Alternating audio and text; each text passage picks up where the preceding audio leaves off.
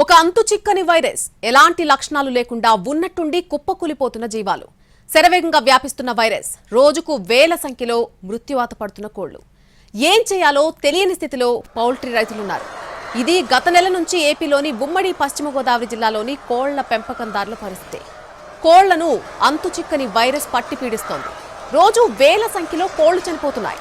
కాసేపటి క్రితం వరకు ఆరోగ్యంగా ఉన్న ఆ కోడి ఒక్కసారిగా చనిపోతోంది. వేగంగా వ్యాపిస్తున్న ఈ వైరస్ కారణంగా పౌల్ట్రీ రైతులు తీవ్రంగా నష్టపోతున్నారు. దాదాపు 50% పౌల్ట్రీ రైతులు తీవ్రంగా నష్టపోయారు. ఇప్పటి వరకు 40 లక్షల కోళ్లు చనిపోయి ఉంటాయని అంచనా. వ్యాక్సిన్ వేసినా సరే ఉపయోగం లేదంటున్నారు పౌల్ట్రీ రైతులు.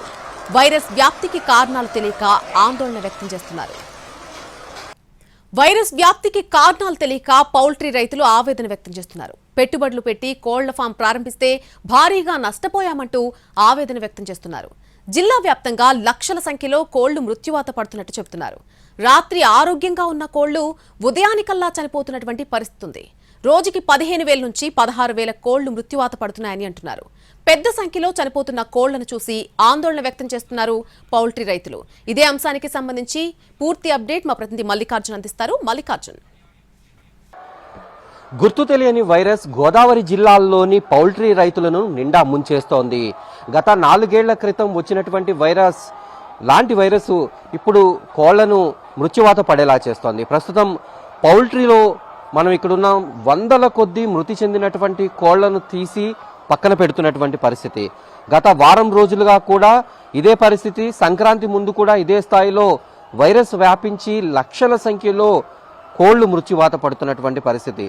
మనమున్నటువంటి ఫామ్లో దాదాపు 3.5 లక్షల కోళ్లను ఇక్కడ పెంపకం చేస్తూ ఉంటారు.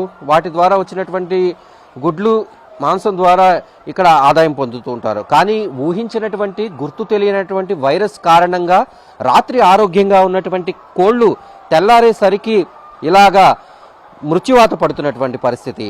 దీంతో రైతులు ఏం చేయాలో తెలియనటువంటి పరిస్థితి.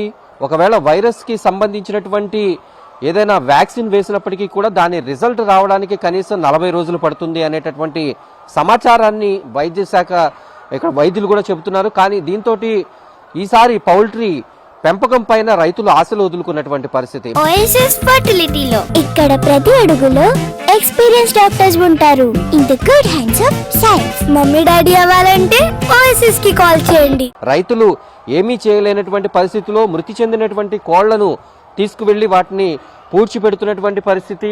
తెల్లారేసరికి ఎన్ని కోళ్లు మిగులుతాయి, ఎన్ని కోళ్లు ఉంటాయి చెప్పలేనటువంటి నేపథ్యంలో తీవ్ర ఇబ్బందులు పడుతున్నారు.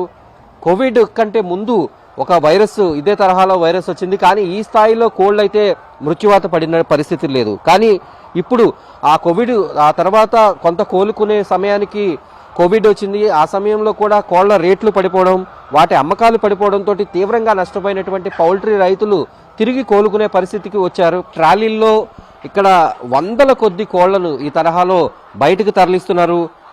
ఇప్పుడు ఆరోగ్యంగా ఉన్నటువంటి కోళ్ళని మృత్యువాత పడుతున్నాయి. మనతో మాట్లాడేందుకు పౌల్ట్రీకి సంబంధించినటువంటి నిర్వాహకులను అన్న, ఎప్పటి నుంచి ఈ పరిస్థితి ఉంది? ఇప్పటి వరకు కూడా సుమారుగా మీ పౌల్ట్రీలో సుమారుగా ఎన్ని వందల కోళ్ళు, ఎన్ని వేల కోళ్ళు చనిపోయి ఉంటాయి?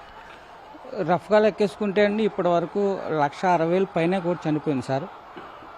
ఇది మణికంఠ రెడ్డి పౌల్ట్రీస్ పాదంపూడి అండి. ఇది 1,60,000 పైన కోళ్ళు చనిపోయినాయి నిన్నటి లెక్కల ప్రకారం. ఈరోజు మరి ఎంత జరుగుతుందో ఏంటో అనేది ఇంకా తెలియదు సార్. ఆ గతంలో ఎప్పుడు ఇంతలా లేదండి. మాకు డైలీ వచ్చేసరికి 15,000, 16,000 కోళ్ళు చనిపోతున్నాయండి. అంటే ఏమైనా వైద్య శాఖ అధికారులు కానీ ఎవరినైనా మీరు సంప్రదించారా? ఏమైనా వ్యాక్సిన్ కానీ దీనికి ఏమైనా ఉందా? ఈ వైరస్ పేరు కానీ ఏమైనా చెప్పారా? వైరస్ పేరు వచ్చేసరికి H1N1 అనే వైరస్ అని చెప్తున్నారండి. దీనికైతే వ్యాక్సిన్ ఉన్నా కానీ అది ఎన్ని రోజులు పనిచేస్తుందో, ఎప్పుడు దాకా పనిచేస్తుందో తెలియదు అన్నారండి. ఆల్రెడీ వ్యాక్సిన్లు కూడా చేయించామండి. ఒక వ్యాక్సిన్ వచ్చి 42 డేస్ అండ్ అబవ్ పనిచేస్తుందని చెప్పారండి. ఇంతలా అవుతుంటే మాకు చాలా బాధాకరంగా ఉందండి. మామూలుగా అయితే ఈ కోళ్ళు ఎంతకాలం ఇంకా ఉంటాయి? గుడ్లు పెడుతూ ఆదాయం ఏ రకంగా ఉంటుంది? అంటే వైరస్ లేకుండా ఉంటే ఇవి ఇంకా ఎంతకాలం బతుకుతాయి? ఇవి వచ్చేసి 60 వీక్స్ వరకు పెంచుతామండి. 60 వీక్స్ తర్వాత కొంచెం తీసేస్తాం, కొత్త బ్యాచ్ వేస్తామండి. 60 వారాల వరకు కోడి మన దగ్గర పెరుగుద్దండి. ఈ 60 వారాల్లో ఫీడు, ఈ ఎగ్ ఇవన్నీ చూసుకుని రేట్స్ అప్ అండ్ డౌన్స్ ఉంటాయండి. నెక్ వచ్చేసరికి రేట్స్ అప్ అండ్ డౌన్స్ గట్టా ఉంటాయండి. దీని మీద ఆశించదగ్గ లాభాలు అయితే ఇదివరకటంత లాభాలు అయితే లేవండి రైతుకి.